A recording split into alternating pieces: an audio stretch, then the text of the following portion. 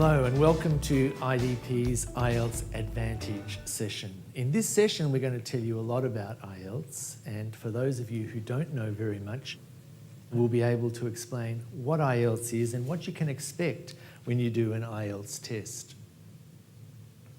I am the IELTS expert, so I should be able to answer your questions, and if I can't answer them, I'll tell you where to find the information. IELTS was the first English language test with an international focus. What does that mean? It means that all accents, American accents, English accents, Australian, New Zealand, are acceptable. American and English spellings are acceptable. The pronunciations of different words in American English or Australian English are acceptable. For example, if I say advertisement, that's an Australian or a British pronunciation. But if an American were to say that word, they'd say advertisement. They're both okay in IELTS. If I was to spell the word colour, I would say O-U-R. But if an American did that, he would say O-R. They're both okay. In an IELTS test, you'll hear different accents. In the listening test, you'll hear different accents from different parts of the English-speaking world. In IELTS, there is also a variety of question types, not just multiple choice question types, but different types of question for the reading, the listening, the speaking and the writing. It covers a broader range of question types. You can do IELTS in virtually every country of the world, and some of you will have done it. In 1,000 locations across the world, wherever you do the IELTS test, it's the same test. If you did the test in a country where people spoke very good English, if you did it with a bunch of people who were all getting 8s and 9s, you would get the score that is appropriate to you. If you did it in another country where everyone was getting 4s or 3s, you would still get the same score. It doesn't matter where you do the test or who you do it with, IELTS will simply assess your English language level. You may need an IELTS test for many different reasons: for entering a university, for professional registration, for immigration purposes, for other purposes. IELTS is the one test that is accepted for all those purposes. And one of the reasons it's accepted is that it is a very secure test. People who take your IELTS score know that this is a genuine score, that this score was achieved by you and you only under exam conditions. The other thing about IELTS is that our speaking test is a face-to-face speaking test with a real person in a quiet room. It's a situation where you're able to actually ask the examiner for clarification, for explanation. Later on, we're going to see a candidate who has some trouble explaining what he wants to say, who in fact can't think of something to say in the middle of the test. That's okay. The examiner accepts that and then moves on to something else. This is an important part of the IELTS speaking test. IDP Education is here to support you in your journey with the English language. IELTS Advantage is just one of the ways that we support you. It's designed for people who are new to IELTS, and our aim today is to introduce you to some simple methods of preparation. How can I best prepare for my IELTS test? We'll explain some of the mysteries of what happened on a test day and explain to you what happens when a marker assesses you. There are many questions that test takers ask, and we'll try and answer some of those questions today as well.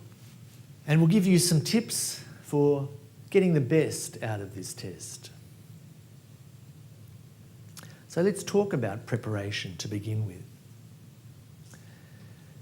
As I said, IELTS is a test that really assesses your true level of English. And in order to get a better score in IELTS, you need to improve your true level of English. Easier said than done, of course. But in order to do that, you really need to spend a lot of time every day considering where you can get English and where you can use it. The media, of course, is an obvious place. Do you watch news on TV in English? Do you listen to the radio in English? Do you look at newspapers and news magazines in English? These are important sources of English, and the more you read, the more it will help you in every part of your IELTS. It will improve your writing, it will improve your speaking, and it will improve your listening. There are other ways, of course, to access English. There are native speakers of English who are very interested in a particular subject, computers, birds, I don't know, cooking. If you're interested in some of these subjects, join those groups. They will be interested in hearing your opinion about a subject. This is a good way of making friends and a good way of learning English. At home, maybe you live with people who don't speak a lot of English. Well, tell them, let's speak English over dinner. Let's do it at this particular time every day. And of course, the obvious thing is to go to an English class. But a lot of people begin and end there. Some people go to English class and don't use English outside of the classroom. This is a bad policy. You need to take what you learn from the class and use it in your everyday life. There are some things that we can help you with at IDP. One of them is the IELTS Essentials website. There you'll find some tips for improving your English. You'll also find some IELTS preparation materials. We also conduct regular masterclasses. Some of you have been to a masterclass, and that means an hour and a half of information about IELTS for free. Look at the IELTS Essentials website and you'll see when masterclasses are scheduled at a place near you. These usually occur at IELTS test centres, for example. And we also have a service called Writing Assist, where you can write an essay and send it to our English language experts who will provide you with a report that shows where you are strong and where you need to improve in your writing for IELTS. It's important to remember that when you're learning a language, it takes time. It took you time to learn your first language, right? It takes time to learn any language. So don't get discouraged if it's taking longer than you think it should. Some people believe that they can learn everything that they need to in the week or the day before the test. We know that this is not true. It's steady and systematic learning that will lead to success in a test. Some people believe that one day they will get lucky if they just do the test enough times. This is very optimistic, and a lot of people just keep getting the same score every time. So this is what the test looks like. You'll see that there are two versions of the test. IELTS is unique in this way. We offer you an academic version of the test and a general training version of the test. As you can see, it's a big test. It takes about 3 hours to do. That means that everything that you learn in English will help you succeed in IELTS because it covers a lot of ground. The academic test in Australia begins with writing and then moves to reading and then listening, as does the general training test. The speaking component could occur before the written part or it could occur after the written part, depending on which test centre you go to. If you have done the test in another country, you will have done listening as the first part of your written test, followed by reading and then writing. But in Australia, writing is the first part. Academic and general training differ only in the writing and the reading. The listening and the speaking are the same for both versions of the test.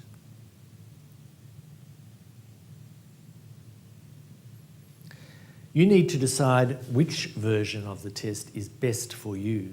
Of course, the first thing you need to find out is what does the institution or the professional organisation or the government department who is asking for an IELTS score, which version do they require?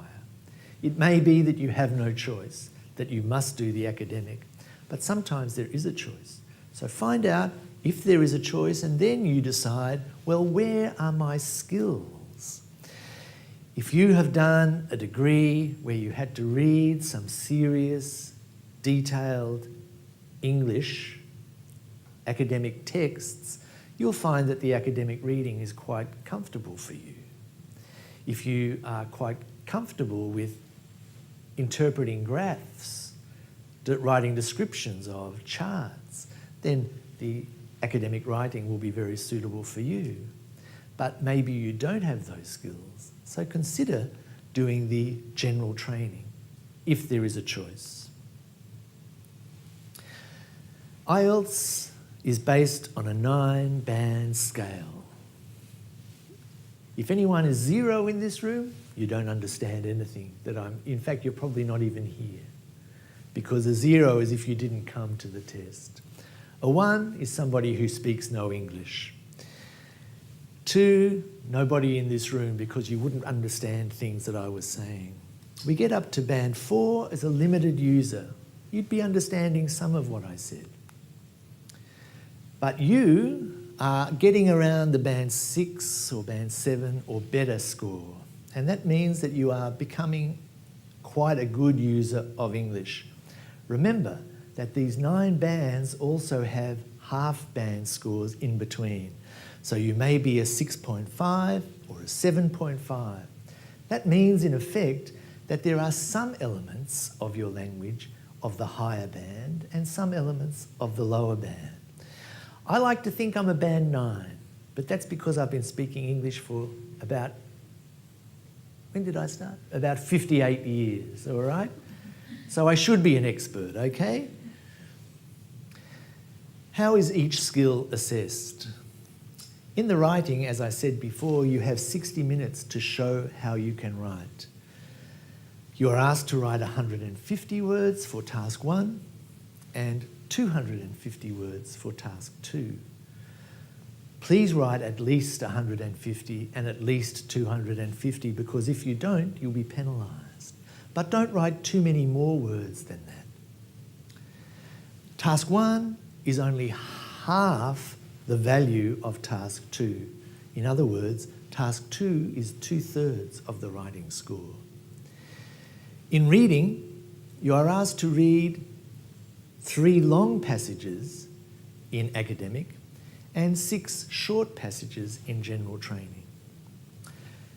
The type of reading that you do in academic reading is something like you would see in a serious English language newspaper or news magazine. So if you're not reading that type of material now, please begin to do that.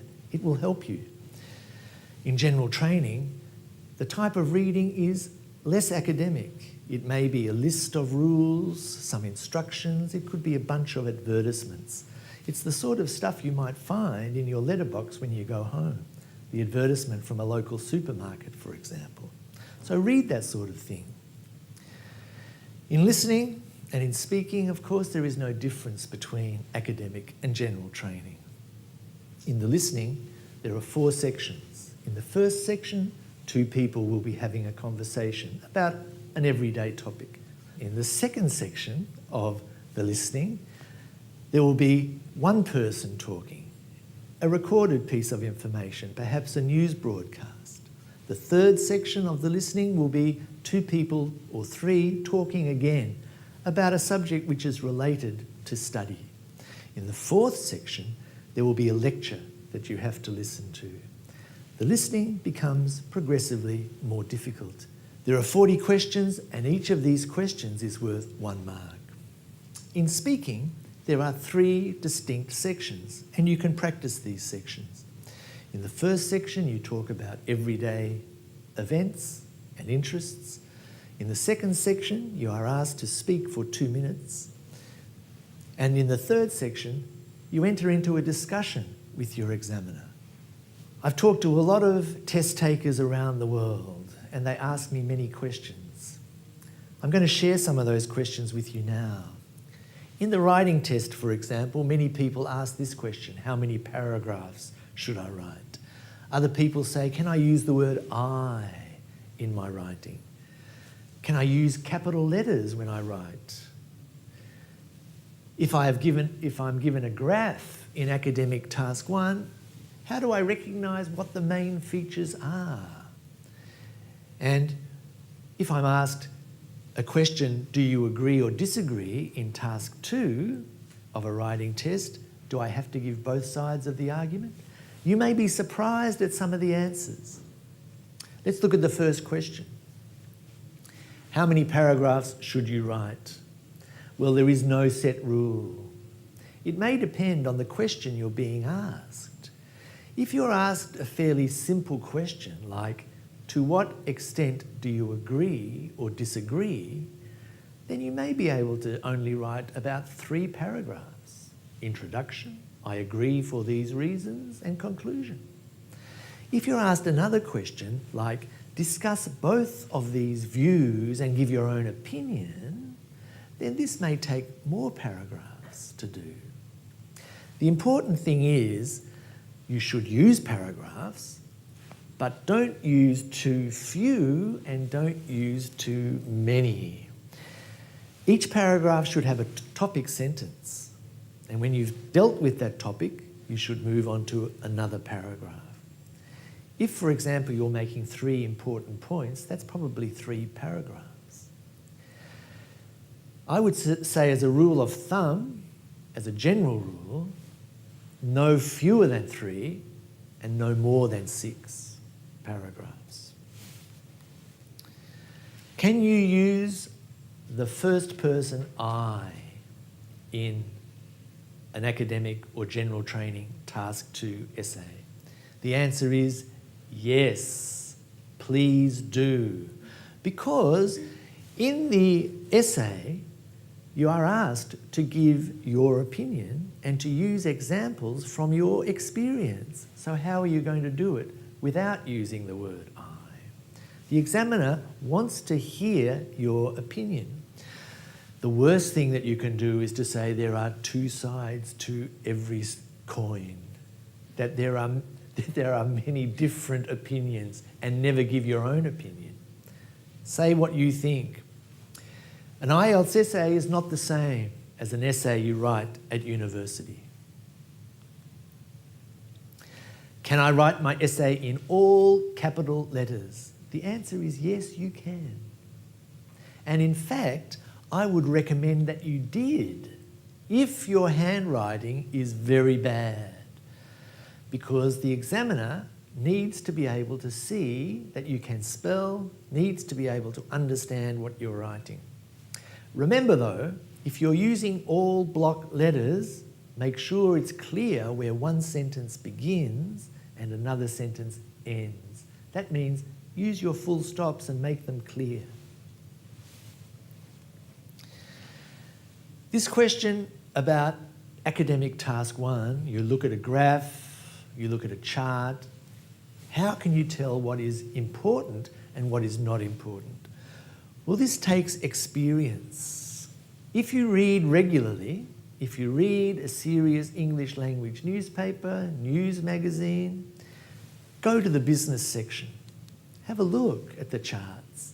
If you're reading a popular science magazine, go to the charts that talk about the trends and tendencies in science. If you're reading something about economics, look at those charts, look at those graphs. The more you do that, the more you will be able to understand those things. As a rule, there may be 4 or 5 main trends, similarities. There'll be 1 or 2 things that are opposite to the main trend. So look for those things. Do you need to give both sides of an argument in an agree or disagree question? Well, no, you don't, because you're not asked to give both sides of the argument.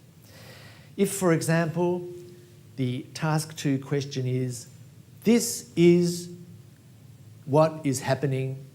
Is it a good thing or a bad thing? You can answer that question by saying it's a good thing for these reasons. You could probably get up to an 8 doing that. The examiner, though, will say, well, could something more be added in order to give a 9? And in that case, it's probably a good idea to mention the opposite opinion as well. But this is only up in the 8 and 9 area, okay? You can answer the question very well without giving the opposite opinion. Let's look at reading now. And these are some of the questions that I've been asked by candidates about reading. How do you choose what to read when you're practicing? Do the answers come in the same order as the questions in reading? What if I'm not sure if it's this answer or that answer, I put them both down? What happens? And how many correct answers do I need for a band 6 or a band 7? Let's look at them. If you're reading a lot, this in itself is good. If you're only reading material that is related to your study, this is not so good. You need to broaden your reading. The sort of reading that you find in an academic reading test is the sort of reading you will find in a serious news magazine or a serious English language newspaper. It'll be people talking about an issue, introducing it, saying how many problems or points of interest there are there, giving some solutions, and then concluding. Do you see that the pattern, the design, the plan for these types of passages is very similar, no matter what the topic is? So the more of that sort of thing that you read, the better. It's not so much the content, but the style of the reading. So I recommend that you read widely and you read serious English language news magazines and special interest magazines, New Scientist, Economist, magazines like that. The questions in reading usually come in the same order as the answers. So if you find the answer to question 25 in the middle of your passage, then generally speaking, the answer to question 26 will come soon after. Except if the question type is a matching question type, right? Match the heading with the paragraph. Of course, these can't come in the same order because that would be giving the answer away. But if it's a true, false, not given, if it's a multiple choice type of question, the answers will come in the same order. This is an important thing to know because if you scan your text and find the answer to the first question, then you know you don't have to read before, you can just read after. That means instead of reading 2,500 words in your reading test, you might be able to read just 1,800 words. This means that you'll be able to do it more quickly. What if you put down 2 answers to the one question? This is a problem because even if one of those is correct, they will both be marked wrong. If there's anything that looks confusing or ambiguous, if it's not clear what your answer is in the reading, then it will be marked wrong. This means also that if you write your answer and it's not very clear, that will be marked wrong. How many correct answers do you need to get a band 6? Well, for an academic test, you'll need about 23 correct answers for a band 6. For a general training, you'll need about 30 correct answers. So the listening test, here are some of the questions that I've been asked. It's the same question as for the reading. Do the answers come in the same order as the questions? The answer is a little bit different. Do you have to use capital letters for names? If you use a singular noun in your listening answer and the answer is plural, is that wrong? Is spelling important? As we saw before, in listening it is always true that the answers come in the same order as the questions. And this is important because in listening you only hear the recording once. That means you don't get another chance to hear the information if you've missed it. Having the answers come in the same order as the questions means that you can tell where you are in the listening. I just heard the answer to question 23, therefore question 22 has gone and question 24 is coming up. Capital letters for names are not important. You can write the name of a country, the name of a person using small letters and it will be marked correct. If you write down dog instead of dogs or ship instead of ships, this is a problem. Remember, you've got to be careful about grammar answers. If you're filling in the blank in a diagram, for example, in the listening test, it's important that the plural is correct. Is spelling important? Yes. If you don't spell a word correctly in your reading or in your listening, you will not receive any marks for that. So that means one of the things you need to do when you finish your test is to check for spelling. In the listening, of course, you have to rely on your own ability to spell because you can't see the word, you only hear it. In the reading, you will always be able to check the spelling from the passage. So there is no excuse for a spelling mistake in the reading test. Before we look at the speaking frequently asked questions, let's look at an example of a speaking test. Here, the test taker is doing part 3 of the speaking test. Part 3 is where the test taker discusses issues with the examiner. The examiner asks for examples and reasons and justifications for what the test taker thinks. This candidate that we're going to watch gets a 5.5 overall. He gets a 6 for his fluency, a 6 for his lexical resource, his use of vocabulary. He gets a 5 only for his grammar and a 5 for his pronunciation. Let's watch now. We've been talking about a well-known person that you like or admire, and I'd like to discuss with you one or two more general questions related to this. So let's consider, first of all, famous people in your country, in India. You were talking about your father, that he was a famous person, but what other kind of person becomes famous in India? Like, ma'am, it depends on your work or everything, whatever you will do, which will give you famous in your country. Like, we have a person which we call Naveen Jindal. He's the candidate of Congress party. He's really famous in my country. We can say, like, he's from my state, but he's really famous in my whole country because he's really good social worker. He's always helping to poor people. Like, all the time, he's wherever any people needs, he helps them. And hopefully he will be next Prime Minister of India. And are there any other people apart from politicians who are famous in India? Like, there's some other people, like some of the heroes, players.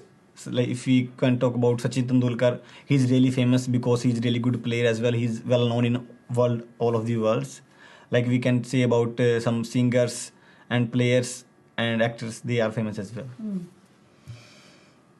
If you think about people who are famous today, and think about people who were famous in the past, how are they similar and different? Can you repeat your question? You've been talking about famous people in today's society.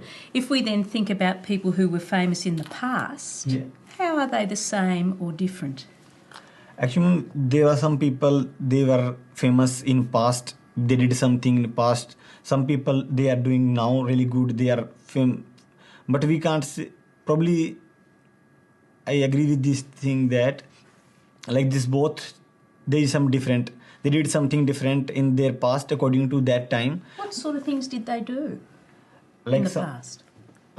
like that time, because or if we see our country, there are some person like Mahatma Gandhi, Subhash Chandra Bose. They were the really good politician because they did help to get our country freedom. That's why they were really famous. And now some new peoples who are coming and they are doing something different. They are developing more and more industries, more jobs for people. That's why they are famous now. And what about the future? What kind of person do you think might become famous in the future? I think in future they will be, most famous will be like this all players, and some of the people who are doing social workers, they are doing something for society, they will be famous in future. What sort of things will they do for society? They will do, like, I hope they will they will provide all of the facility of the people. Like there will be school, college in all of these societies. They will provide all of the facility in transport system, and that's all. Let's talk about being in the public eye now. Yeah. There are lots of people who are famous. What do you think are the advantages in being famous and the disadvantages in being famous? Actually, it's really good if you are famous. Everyone like to be famous. So because you will be really famous, you will have a lot of money, you will have really good name, and wherever you will go, there will be always welcome of you. I don't think so there will be any disadvantage of to be famous. In India, how do the media report on famous people? In India, media, like if there's some little bit thing happen, they make it really big and try to show more and more on TV and encourage people more and more about these things. Well, thank you very much, Belle. That's the end of the speaking test. Thank you very much, ma'am. Thanks. Have a good time. So what are the questions that people ask about the speaking test? What if you don't know any native speakers? How can you prepare? What about, can you ask the examiner a question? I've already really answered that for you. If I'm describing something from my own culture, can I use a word from my own culture? Can I look at my notes in part 2? In part 2, remember, you have to make some notes and then you have to speak. And in part 2, do you have to address all of the bullet points in the task card? I think you can probably guess the answers to all of these questions. We've already talked about how you might practice your English by joining groups with common interests, but have you ever thought about going onto the internet and sharing in people's blogs, in adding your comments to things, by listening to radio broadcasts and reading the transcripts? You can find this in many places on the internet. All of those resources are the next best thing to talking to native speakers, but they can also help you meet native speakers. If I was learning English, I would go to the supermarket and I would make sure that I asked people, where is the tea? How much does this thing cost? Or I can't find something else. Can you help me? Of course, I go to the supermarket and I don't say a word. I can just get what I want off the shelves and I go to the checkout and then pay and then go. Do you do that? I would suggest make every opportunity to use English. Another question that people ask, of course, is can you ask the examiner a question? And I've already answered this. Yes, you should ask the examiner a question. If you don't understand something, ask the examiner to repeat it.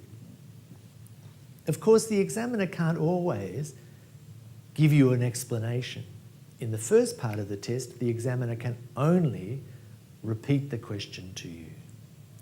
But in the second and third parts of the test, then if you need something explained, please ask for an explanation.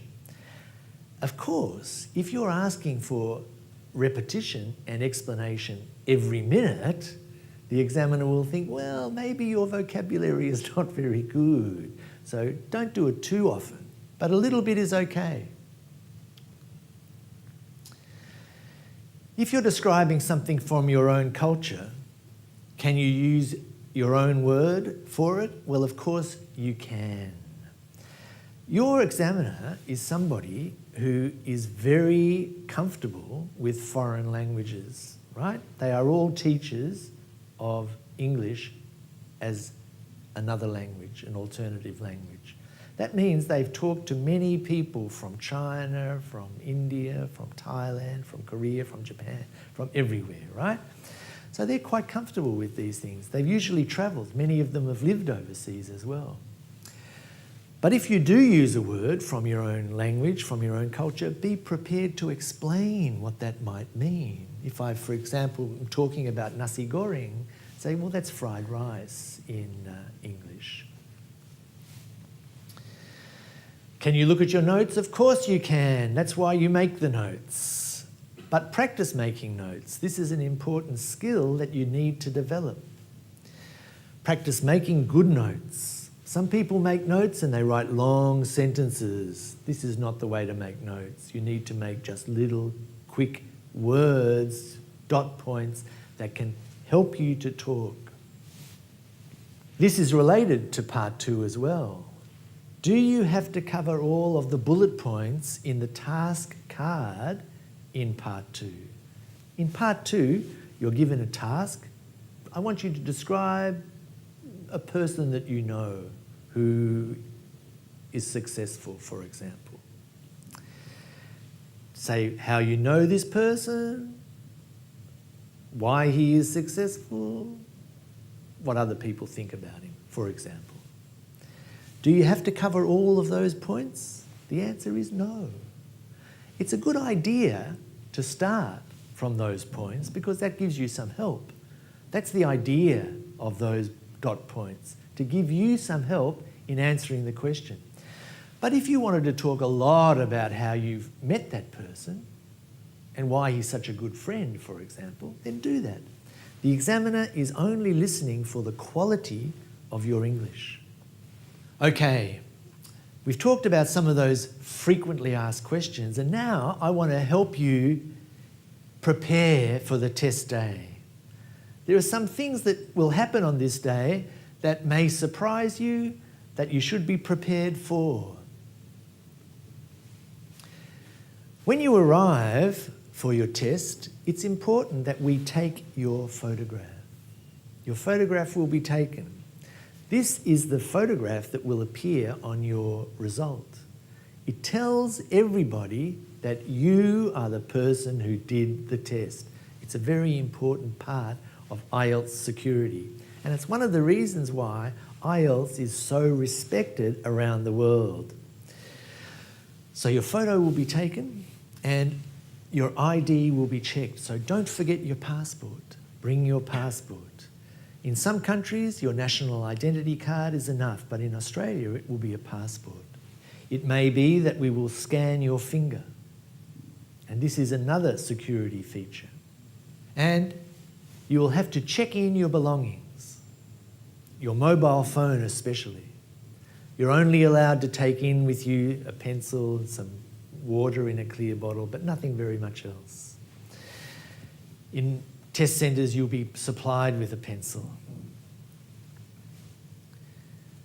Marking in IELTS. How are you assessed? Well, first of all, the results that you achieve will be sent to you after 13 calendar days. That means if you do the test on a Saturday, you will get your results sent to you Friday week afterwards. On that Friday, you can access online results. You can go to the website and check for your results, get a preview. This is not the official result, but you can see what you scored. You receive a transcript which tells you exactly which score you got for each part of the test, listening, reading, writing and speaking, and an overall score.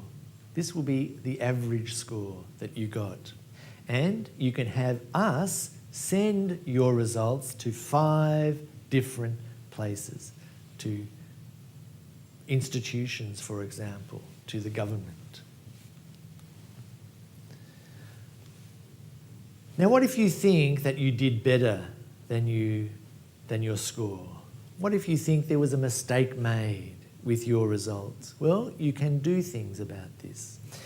You can apply for an inquiry on results within 6 weeks. If you leave it longer than 6 weeks, you can't ask for a remark. But you can ask for a remark within 6 weeks of the test date. You pay a fee for this, but if your mark is changed, you will get a full refund of that fee. Your script, your speaking test, your reading and listening mark sheet are sent to an examiner, to a marker who does not know what your original score was. So you can be sure that you are being assessed again without any prejudice. Because it may be that another 1, 2 or 3 markers look at your score, this takes time, and the inquiry on results fee covers that time and that cost. Don't worry, the examiners don't know why you are taking the test and why you are asking for a remark and what score you achieved originally. So, that concludes what I want to tell you. Are there any questions?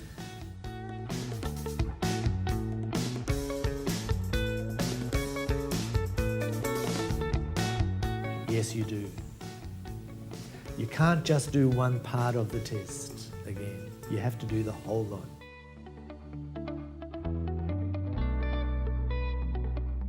Every IELTS test is different from the one before, okay? This is another feature of IELTS. You don't have the same questions again. So you do the test one day, you do it another day, it is a different test.